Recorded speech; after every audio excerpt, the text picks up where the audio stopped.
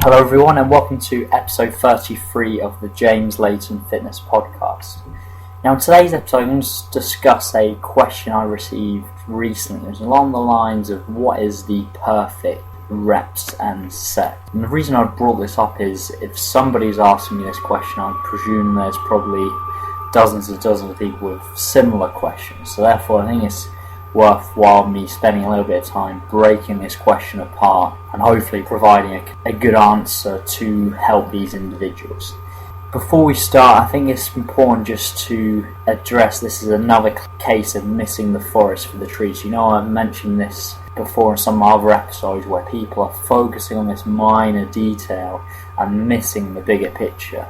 And the bigger picture is this: we now know that volume is one of the biggest determining factors for hypertrophy muscle growth, and a volume is essentially sets times reps times load.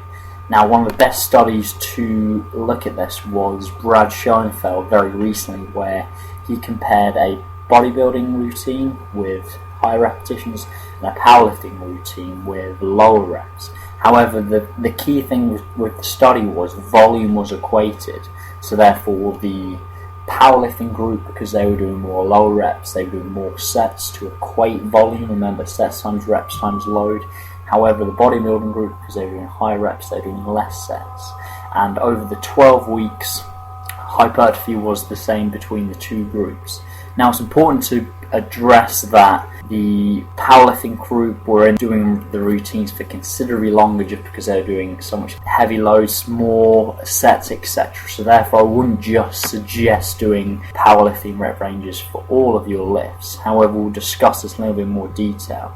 But the point I wanted to address was the key determining factor was an increase in volume, not the perfect rep and set scheme. As such, all rep ranges have their place within a periodized program, but the key is you're trying to focus on increasing volume over a chronic period of time. So whether that's a case of getting stronger in the rep range provided, adding more sets to increase volume, adding more exercises to increase volume, adding extra days trained to increase volume.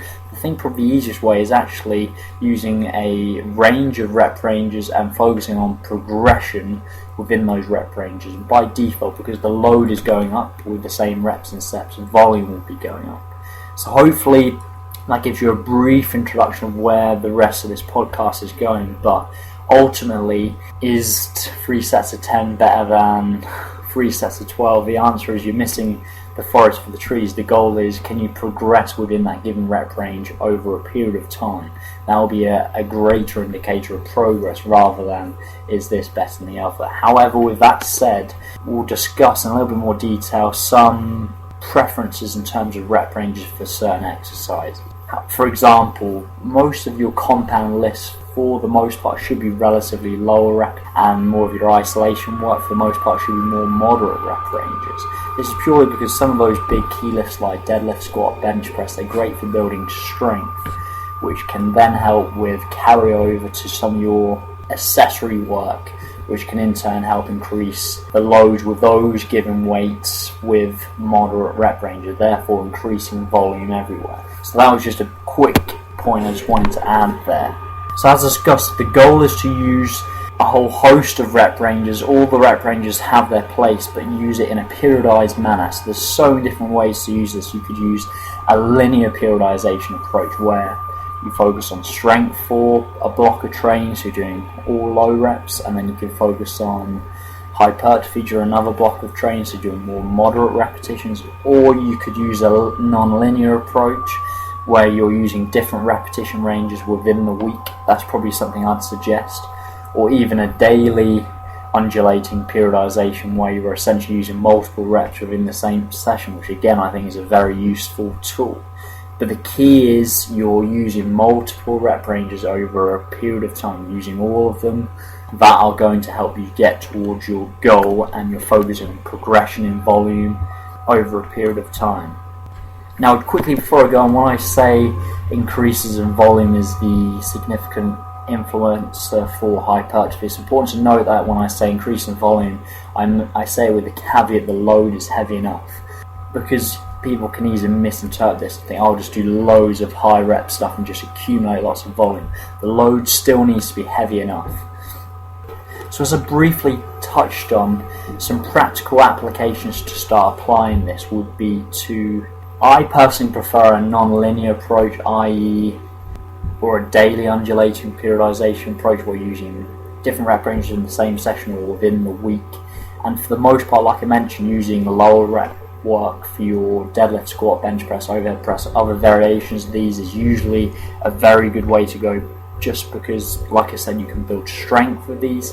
And then for your isolation accessory work, you can use anywhere between 6 to 20 repetitions. So again, you can see we're using, say for example, we're doing 3 to 5 reps with the squats, and then for our accessory leg press, lunges, extension, hamstring curls, we're using more 6 to 20 reps. So over the course of the session, for our leg training day, we're using all of the rep ranges. We're focused on progression with the loads. So over a chronic period of time, we should see progress in volume. So hopefully that makes sense. We're using all the rep ranges, but we're focusing on progression in volume. Now, as I briefly discussed, there's many ways to increase volume. One way would be to add more sets, another to add more days training, more exercises. But like I said at the start, sometimes the easiest way is just to focus on progression in load within the given rep ranges you're following. By default, over a chronic period of time, there will be an accumulation of increase of volume. Another point I just wanted to make is, I've discussed this in more detail on my other podcast episodes when I discussed time under tension, how it's another classic case of missing the forest for the trees. And the reason being, people that focus on super slow tempos, they can impede volume. The reason being, if the load is drastically reduced, even though the time under tension goes up, if volume is drastically reduced by using a lighter load, therefore progress isn't going to be the same. So that's not to say that you should just be not controlling the weight when doing any given exercise.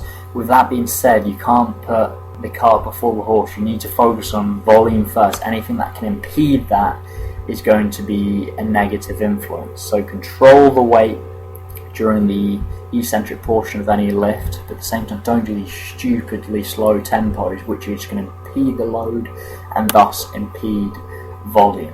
So hopefully you found this useful. Hopefully this has helped you understand that specific question, these perfect sets and reps. The answer to that question is, you need to be focusing on increasing volume compared to what you're doing already now.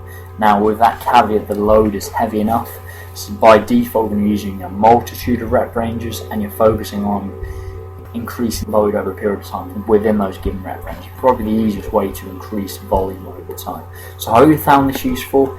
I look forward to speaking to you next week. If you're still yet to download my free ebook, please go to James Layton Fitness.co.uk. You'll see the rest of my podcast episodes on there. Obviously subscribe on iTunes, listen to the rest of the podcast. I've got over 100 videos on my site, and you can also learn more about me and the services I offer on my website as well. Thank you very much. Have a good day. Take care.